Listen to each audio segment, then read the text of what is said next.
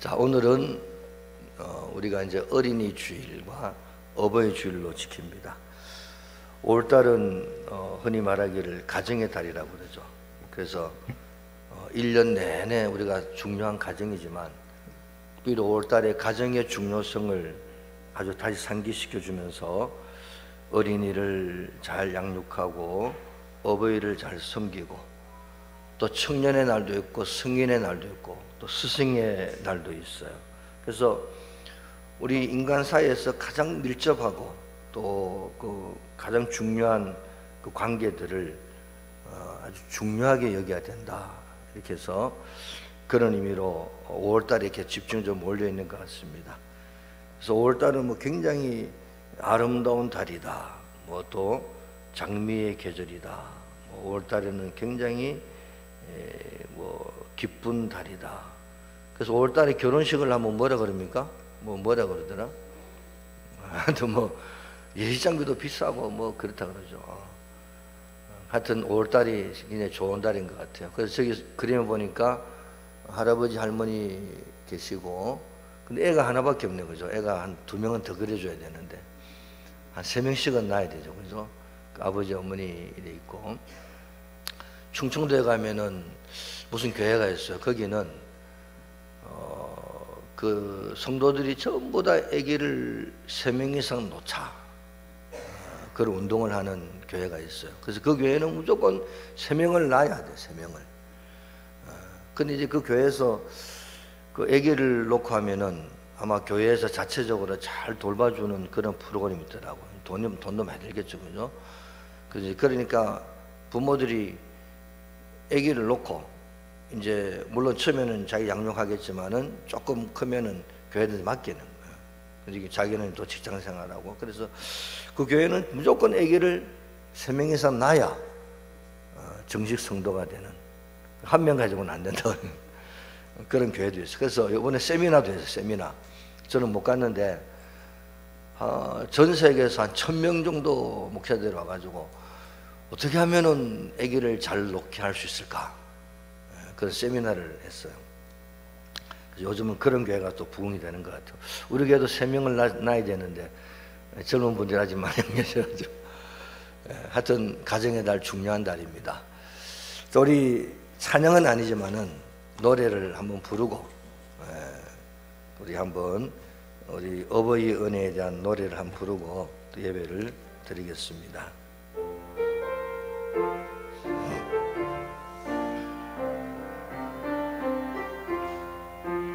나 실제 괴로움 다 잊으시고 기르실제 밤낮으로 애쓰는 마음, 진 자리 마른 자리 가라니시며 손발이 다 닳도록 고생하시네.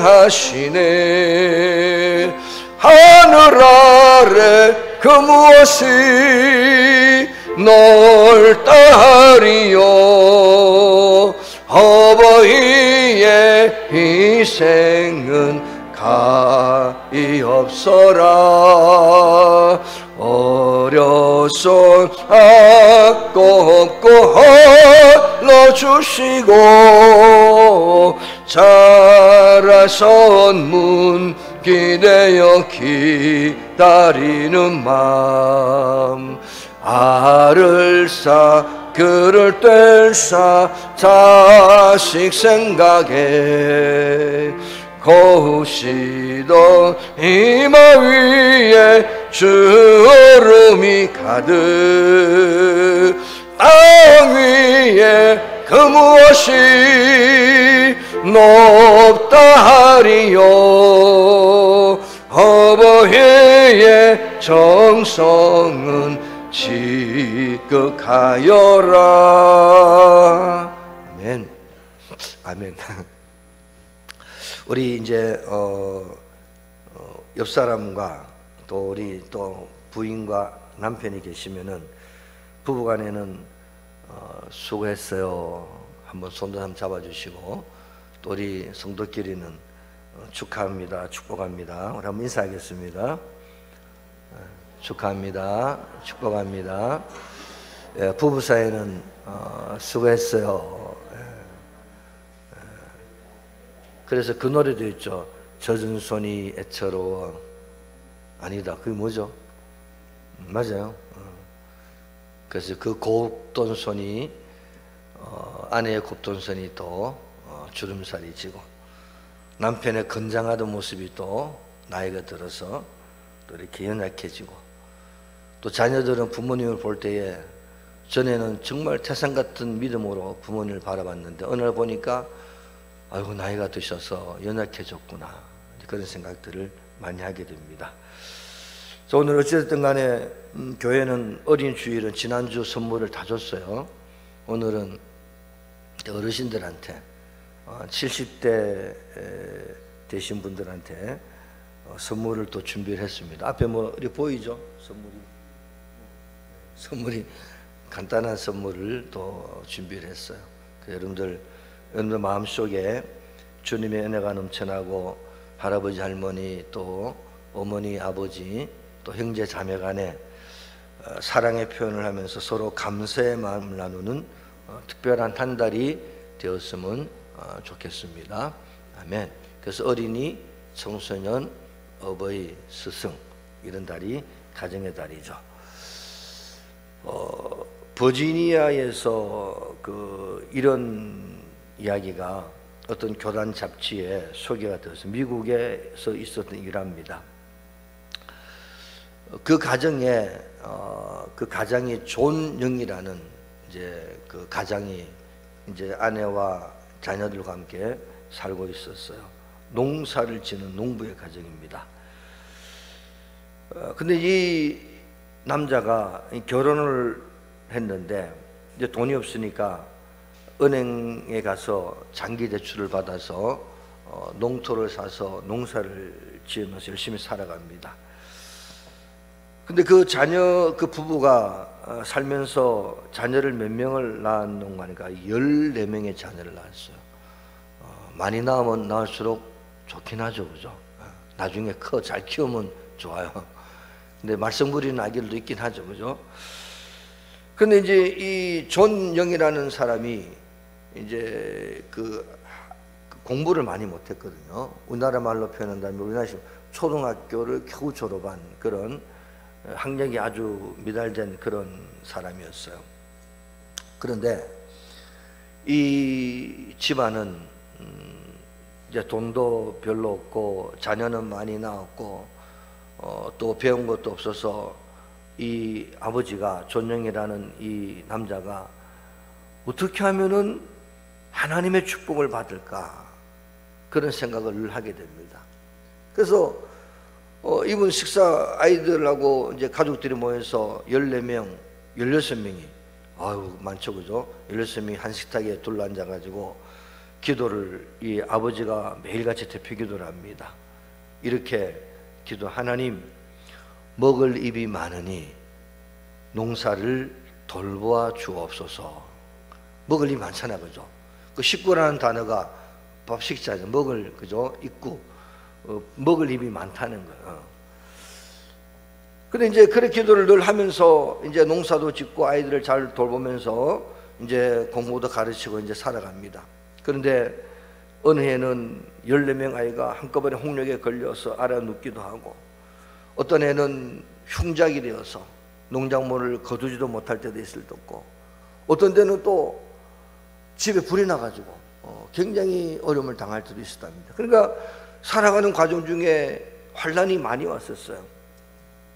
그런데 희한한 것은 이 가정이 공경에 처하고 어릴 때마다 동네 사람들이 모여가지고 같이 도와주고 협력해서 다시 힘을 얻어 살 수 있도록 도와줬다고 하는 것이죠.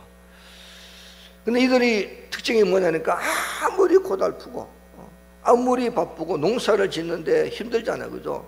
그런데도 주일 예배 드리는 것과 그리고 교회에 헌신하는 것과 봉사하는 것을 아주 철저하게, 아주 시간을, 아무리 농사철이 바쁘고 아무리 뭐 여러 가지 많은 일이 생겨도 신앙생활 드리고 예배 드리고 기도하고 교회 봉사하는 것이라면은 흔히 하는 말로 발벗고 나섰어요. 그래서 열심히 예배 드리고 기도하고 헌신하고 이렇게 신앙생활을 철저히 합니다. 그때 이 집안의 가훈이 뭐냐? 자, 가훈이 저겁니다. 한번 읽어볼까요? 이 집의 뿌리는 하나님이시다. 가훈이요, 가훈. 다 이렇게 적어놓고 영어로 적어놨겠죠, 그죠? 제가 짧아서 영어는 못하지만은 어찌됐든 간에 이 집의 뿌리는 하나님이시다. 그 아이들한테도 불러 모아놓으면은 이 집의 뿌리는 하나님이시다.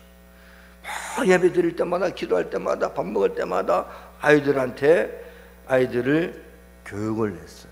그리고는 어찌됐든 간에 하나님과의 연결, 예배생활, 기도생활, 교회와 선신하는 생활, 여기에 모든 초점을 아이들에게도 가르치고 본인도 그렇게 했고, 가정의 최고의 중요한 것으로 이제 그 모토로 삼아서 아이들을 잘 훌륭하게 키워나가죠.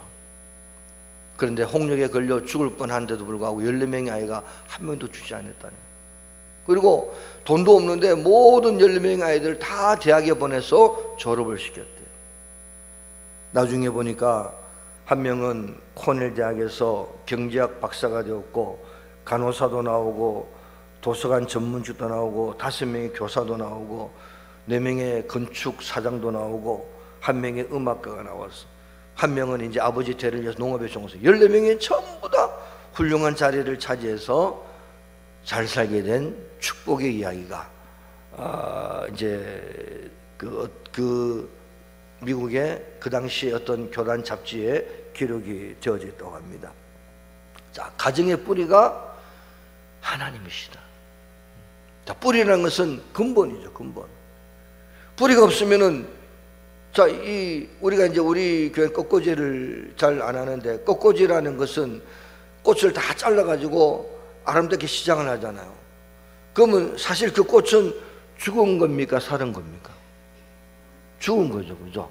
밑에서 물론 물을 주지만은 뿌리가 없으니까 어느 날 되면은 다 시들어 말라버려. 근데 이것은 살아있는 것도 뿌리가 있으니까.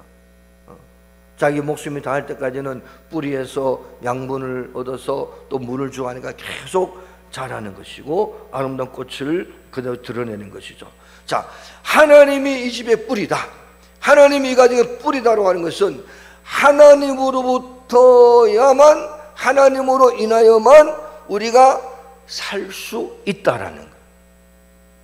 성도 여러분, 우리는 하나님으로만이 살 수가 있는 존재임을 분명히 하시길 주름으로 축복합니다. 그때 하나님이 그 가정을 회복시키고, 그 가정에 하나님의 축복을 주고, 그 가정에 하나님의 은혜를 베풀어 주신다는 거예요. 그래서 이 존영이라는 사람이 아무것도 배운 것도 없고 돈도 없고 아무것도 없었어요. 그런데 어느 날 아이들을 잘 키워서 훌륭한 자녀로 성장시켜줬는데, 그 중요한 모토, 중요한 근간이 뭐라고요? 아이들이 하나님과의 관계가 회복되도록, 하나님하고 연결시, 하나님하고. 그 하나님이 그들의 삶을 복을 주셨다. 하나님 말씀에 뿌리를 내린 가정, 하나님 말씀을 통하여 가정교육이 무너지지 않는 건강하고 튼튼한 가정이 하나님의 축복을 받는 가정이 되어진다.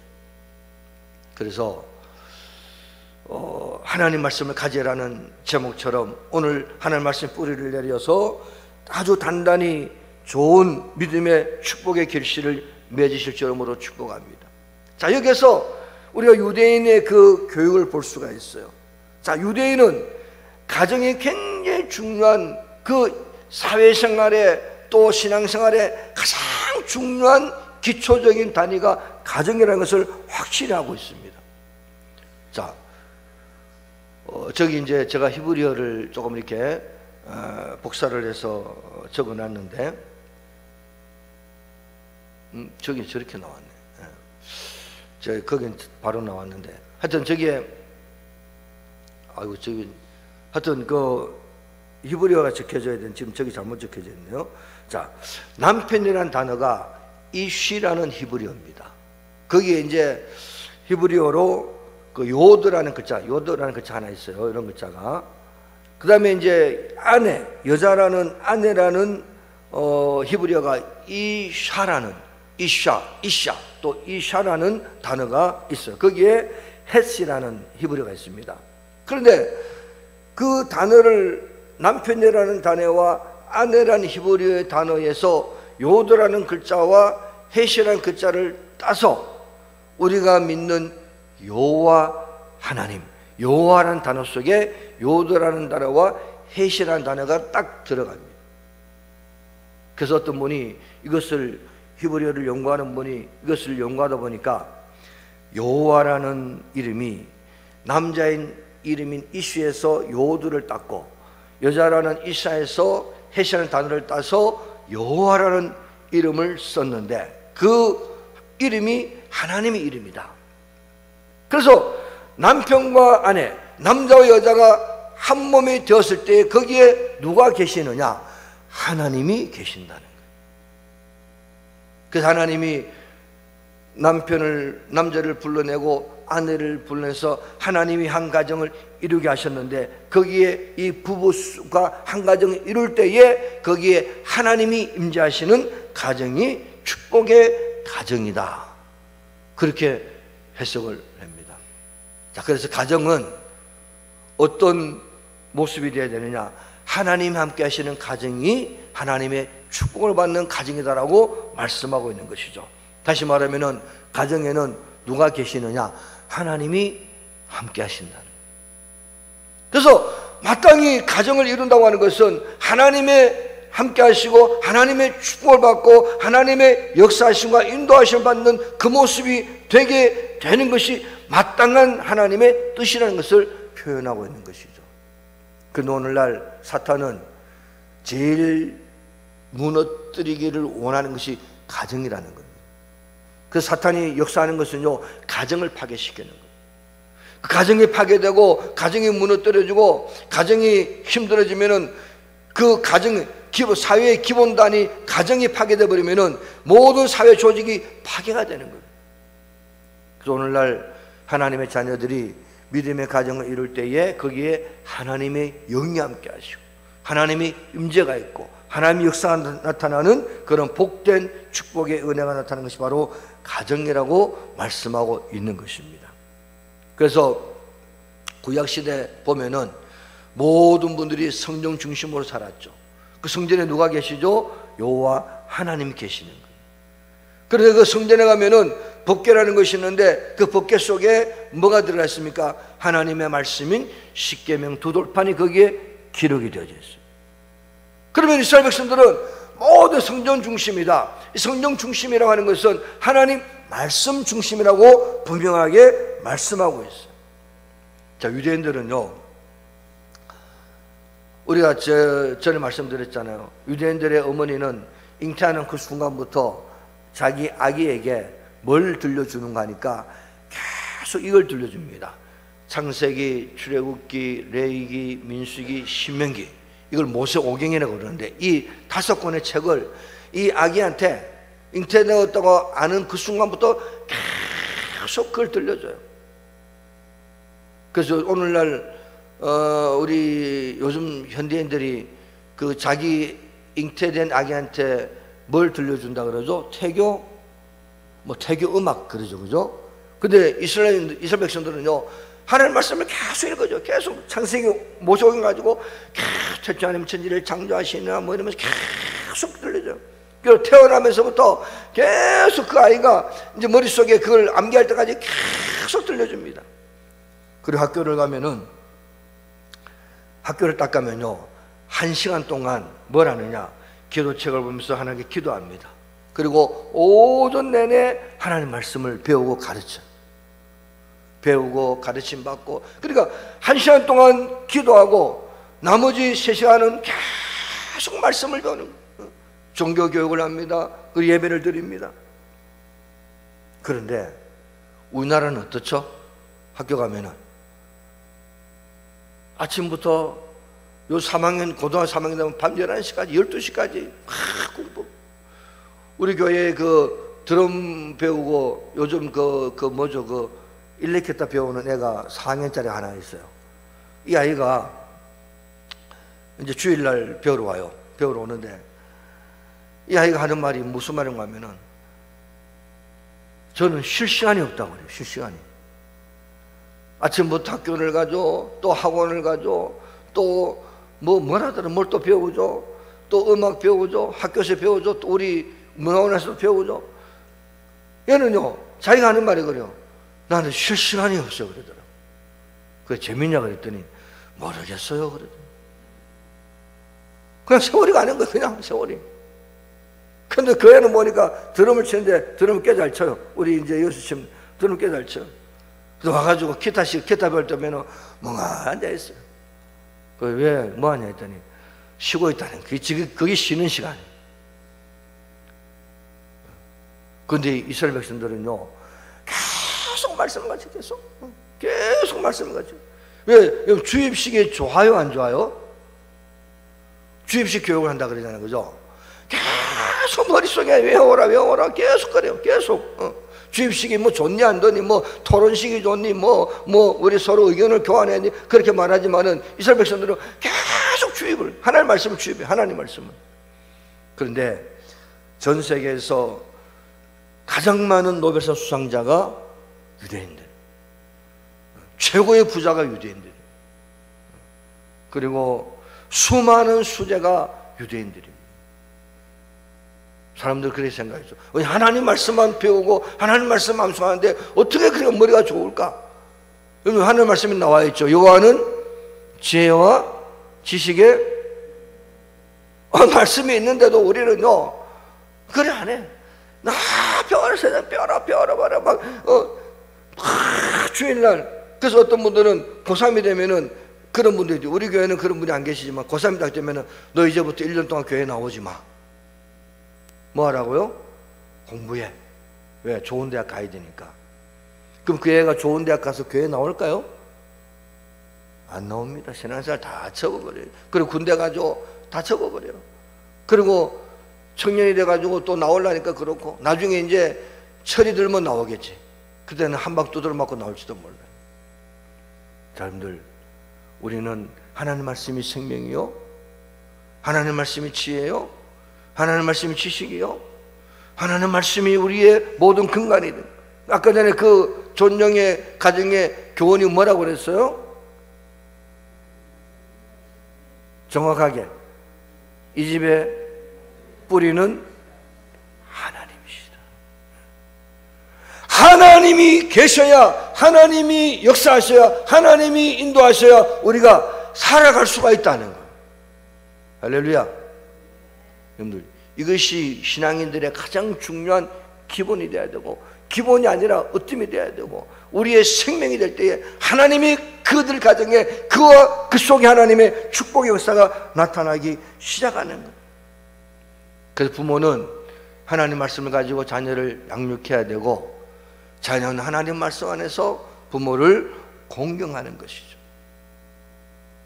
자, 우리가 부모를 공경하는데, 또 자녀를 양육하는데 일반적인 세상의 법칙이 있죠. 그죠? 도덕적인 면, 윤리적인 면, 효도해라. 그래서 효도를 강조하고 효도하라 그럽니다.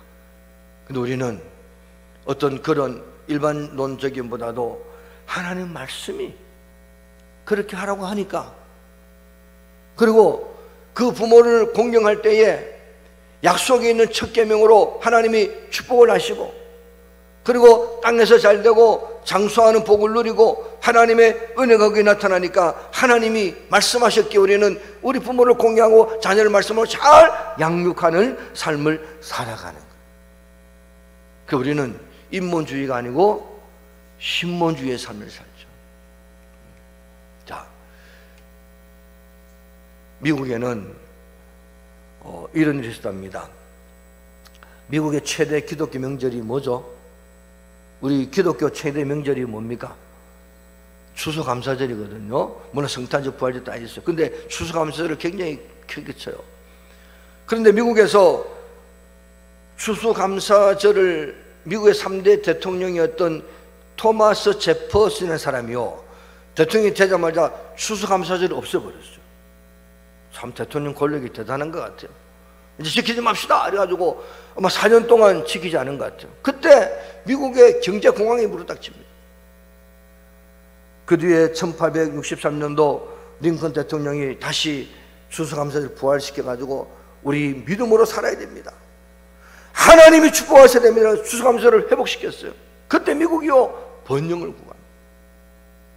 그런데 지금까지 하나가 안 되는 것이 뭐냐니까 1960년대에 케네디 대통령, 여러분도 아실 겁니다. 케네디가 대통령이 되는 그날부터 그 미국에 있는 공립학교의 그 채플이 뭔지 아시죠?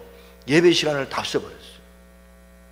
그리고 절대로 예배 드리면 안 되고 하나님 말씀을 가지고 선포하면 안 된다, 딱 정리해버렸어요. 미국의 모든 공립학교에 예배를 못 드리는 거예요, 채플 예배를. 오늘 우리나라가 지금 심각하다는 거죠. 예배 드린다 그러면 막 난리를 내고, 뭐 종교의 자유가 어떠니, 안 믿는 자가 기독교 학교에 돌아가지고는 예배 드리라 그러니까, 요즘은요, 전에는 아무 말 없이 또 학점을 따야 되니까 예배, 요즘은요 거기에 빠빠지는, 내가 왜 예배를 드려야 되냐고, 내가 하나님도 안 믿는 사람들, 그 말로 기독교 학교 들어왔어. 그래가지고 뭐 자꾸 예배 드리면 인권 뭐죠, 그 어디다 고발한다고. 세상이 지금 바뀌었죠, 그죠? 그 예배를 강요를 못해요. 근데 그 우리 기독교 학교다, 그럼 알고 들어왔으면 예배 드려라. 근데 케네디가요 모든 예배를 폐해버렸어요. 그때부터 지금까지 어떤 일이 벌어졌느냐, 청소년 마약 범죄가 그때부터 막 예배를 드리지 않으니까 막 청소년들이 마약을 하고 막 범죄가 막 기승을 부리고 막 심각한 사회 문제가 막 벌어집니다. 제가 교도 선교로 인해 가지고 한 2주 동안 미국에 간 적이 있었어요. 김모세 목사라는 분하고 같이 우리 10몇 명이 미국 가가지고 뉴욕에 딱 가니까 이제 교도소 다니면서 선교하고 교회마다 예배를 드리고 했는데, 그분들이 한 소리 그래요. 교도소마다 청소년들이 너무 많다는 거. 왜 그래요? 마약으로 들어온 자들. 근데 불행한 게도 한국 청년들이 또 많다는 거예요. 한국 청년들이. 미국에 이민 가가지고 적응 못하다 보니까 막 마약에 손을 대고 막 무슨 막, 제가 다른 이야기 못하지만은 청소년만 이야기하면 부부간의 문제도 생기고 말이면 난리가 나요. 미국 가서 한번 잘 살아볼 거라고. 그 우리는 이제 범죄 그 죄인들 그 하는 거니까 청소년들 만나보면 마약으로 찌달려가지고. 근데 미국 사회가 그때부터 막 난리가 나기 시작합니다. 여러분들, 이 하나님 말씀이 얼마나 중요한지. 씨앗을 잘못 뿌리면 잘못된 씨앗이 나는 거예요. 하나님 말씀에 씨앗을 뿌리니까 하나님의 생명이 드러나는 거예요. 그래서 부모는 하나님 말씀을 가지고 자녀를 양육해야 되고, 자녀 하나님 말씀에서 부모를 공경하는 삶을 사는 것이 우리 믿음의 삶의 가장 중요한 가정의 회복이 되는 은혜가 나타나십시오. 여러분 축복합니다. 어떤 분이 제임스 도스분이라는 사람이 실험을 했어요. 자, 그림을 보시면은 저기에 뭐가 있죠? 네? 딱 눈에 봤을 때 뭐가 보입니까? 나무도 보이고 또 푸른 초장도 보이고 또 뭐가 보여요? 울타리 보이잖아요, 그죠? 울타리. 자, 그러면 뒤에 그림은 뭐가 보여요? 그냥 푸른 넓은 초장이 보이잖아요. 이분이 실험을 했는데, 어떤 실험을 했는가 하니까, 울타리에 쳤을 때가 좋았을까? 저렇게 울타리에 쳤을 때 좋았을까? 아니면은 울타리를 제거했을 때가 좋았을까? 이런 실험을 했어요. 그래서 아이들을 학교에 아이들을 이제 모아놓고 울타리를 쳐놓고 아이들을 하여금 놀게 만들었어요. 근데 이 아이들이요, 울타리를 쳐놓으니까 울타리 바깥에는 안 나가는데, 울타리 안에서요, 울타리가 만약에 넓다 칩시다, 학교 운동장에 칩시다. 그러니까 이 아이들이 막 맘대로 노는 거예요. 맘대로. 저기도 가고 여기도 가고 맘대로 막 놀아요. 그런데 울타리를 딱 걷어버렸어. 어떻게 됐을 것 같아요? 아, 나는 자유다 하고 막 날아갔을 것 같아요. 와, 저 푸른 저기 뭐라고 보이려고 해서 막 날아가서 나는 자유다 라고 막 뛰어다녔을 것 같아요. 그래서 생각을 했는데 아니라는 거예요. 그래서 사람들이 울타리를 치면은 아, 뭐 속박이 되는가 보다, 구속이 되어서 내가 저 울타리 밖에도 못 나가서 내가 힘들다라고 생각할 수 있을 것 같아. 아니면 울타리를 거두니까 나는 자유다 하고 멋지게 뭐 인생을 살아볼 수 있을 것 같다고. 그래서 이 분이 실험을 했는데 울타리를 걷어버리니까 어떤 현상이 벌어졌느냐, 나는 자유다 하고 막 돌아다닌 것이 아니라 자기들끼리 전에는 자유롭게 막 놀았는데, 이렇게 때는 자유롭게 놀았는데 이렇게 되니까 모여가지고요, 혹시나 무슨 신길까, 저 바깥에서 울타리가 없으니까 저기에서 무슨 뭐들 쳐들어가지고 난리 힘들게 할까, 자기들 모여가지고 막 이렇게 무서워하더라는 거예요. 그래서 이 박사가 결론을 내린 것이 뭐냐, 아이들에게는 뭐가 필요하다고요? 울타리가 필요하다는 것을 결론 내렸어요. 자, 여러분들, 이것은 무슨 말을 하고 싶은가 하니까, 무한적인 자유를 주게 됐을 때 그 사람들이 뭔가 자유를 만끽하고 나는 멋진 인생을 살아보리라, 전혀 그렇지 않다는 거예요. 오히려 두려워하고 불안해하고 힘들어한다는 거예요. 그런데 이렇게 울타리를 쳐놓고 이제 그 아이들을 자유롭게 놀게 만들면은 뭐가 보호해 주죠? 울타리가 보호한다는 마음이 드는 거예요. 그러니까 그 울타리 속에서는 너무너무 행복한 거죠. 자, 여러분들, 부모가 자녀를 훈계하고 하나님 말씀이 우리를 훈계하고 때로는 징계하고 공중도덕이 윤리와 또 하나님 말씀 우리를 이렇게 둘러 감쌀 때 우리는 어떤 삶을 사는, 우리는 자유로운 삶을 사는 거예요. 누가 지켜주는 거죠? 하나님이 지켜주는 거예요. 하나님이 보호해 주시는 거예요. 그 하나님 품 안에 있으니까 우리는 자유로운 거예요. 어디를 가도 하나님 다 지켜주시니까. 근데 그 말씀에 속박이 없고 나는 내 멋대로 살아가리라, 그때부터 그 사람은 두렵기 시작하는 거예요.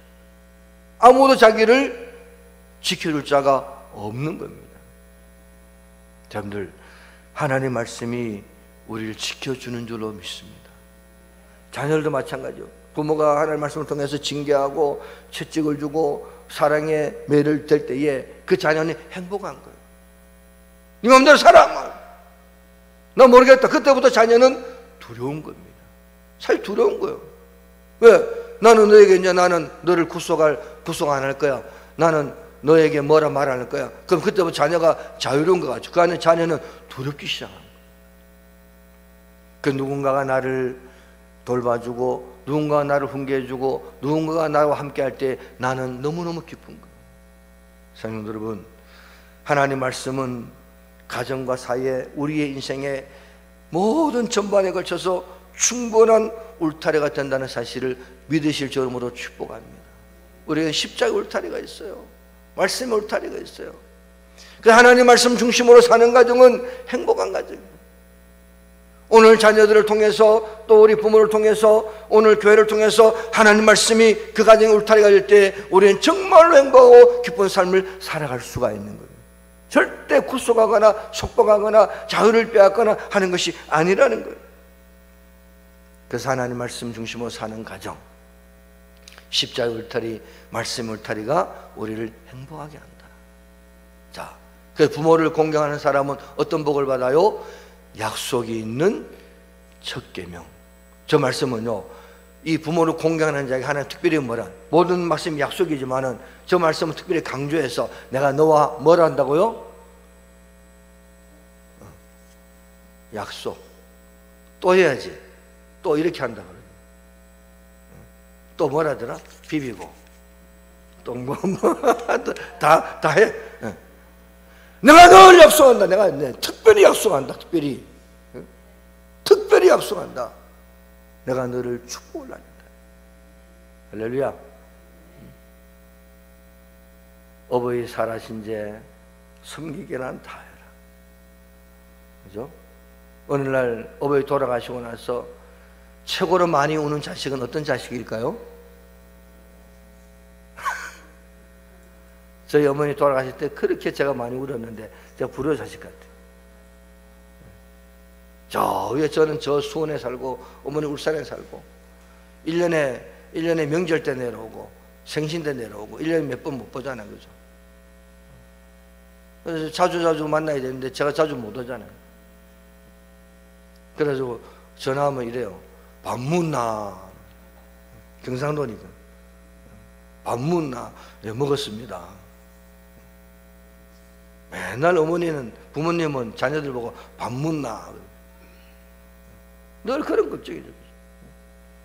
그 자녀들은 어떻게 하나님의 말씀으로 잘 훈계하고 가르칠 때에 그 자녀가 축복의 열매를 거두는 겁니다. 그래서 어릴 적부터요, 때로는 교회를 다니게 만들 때, 또 말씀을 암송시킬 때, 때로는 주입식으로, 때로는 강압적으로 해야 돼. 아주 그것이 습관이 되도록 만들어버려야 돼요. 11조 드리는 거, 우리 아이들은 100원, 너 100원 받았지? 10원 해. 10원 해요, 10원, 11조를. 아주 습관적으로 가르치는 거예요. 그래서 자기가 커서도 좀, 이제 여러분들, 어릴 적에 말을 좀 잘 듣다가 나중에 이제 좀 풀어놨어. 근데 하는 말이, 아, 좀 내 말 잘 들을까? 이제 머리 크면 말 들을까, 안 들을까요? 좀 속된 말로 죄송하지만 대가리 크니까 말 안 듣는 거예요. 어릴 적부터 막 가르치. 이 하나님 뿌리가 되지 않으면 넌 살 수가 없어. 막 이 말까지 해야 되는 거예요.